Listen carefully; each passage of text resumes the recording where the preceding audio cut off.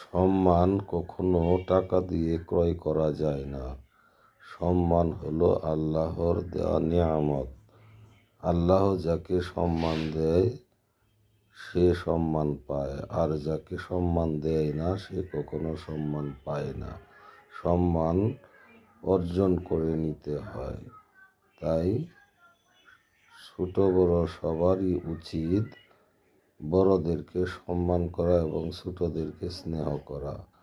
ছোটকালে একটা বাল্য শিক্ষা বইয়ে পড়েছিলাম, কানাকে কানা বলিও না, খোড়াকে খোড়া বলিও না, তাহলে তাহারা মনে কষ্ট পাবে। এই সুন্দর বাক্যটি আজকাল কারো ভিতরেই পাওয়া যায় না। তাই আসুন আমরা সবাই মিলে সম্মান দেওয়া শিখি এবং সমাজটাকে সুন্দরভাবে গড়ে তুলি।